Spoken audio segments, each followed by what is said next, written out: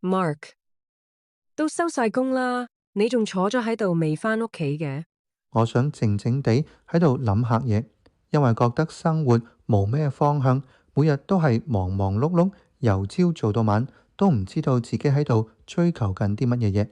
有時覺得一個人如果冇咗信念，真係好容易會迷失。唔知你有冇信仰呢？我冇宗教信仰，但間中會去廟，又或者去客教堂，但係總覺得嗰啲儀式離我好遠。燒香拜佛，多數係求個心安，唔算係真正嘅信仰啩。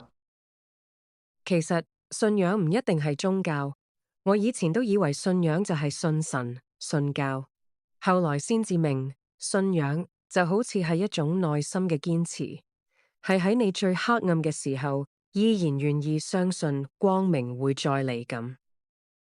你係話信仰係一種信念？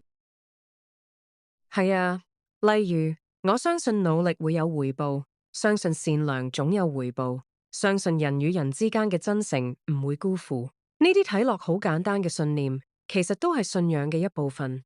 佢唔係寫喺經書入面嘅教條，而係你願意用一世去守護嘅嘢。用一世去守護嘅嘢。就好似你堅持每日寫日記，就算幾攰都唔間斷。好似我每日打電話俾阿媽，10年如一日。呢啲習慣背後，其實都藏住一種信仰，對自我成長嘅堅持，對親情嘅珍惜。信仰唔係遙不可及嘅神明，而係你心入面嗰盞唔肯熄滅嘅燈。我好似明咗，信仰唔係逃避現實嘅寄託，而係面對現實嘅勇氣。佢令我喺跌倒之後，仲可以企返起身，繼續前行嘅動力。冇錯，真正嘅信仰唔係喺廟堂之上，而喺生活之中。佢藏喺你每一次選擇善良、堅持正義、唔放棄希望嘅一瞬間。多謝你啊，Sophie。我想我都揾到我嘅信仰啦。咁就好啦，願你心入面嗰盞燈永遠唔熄。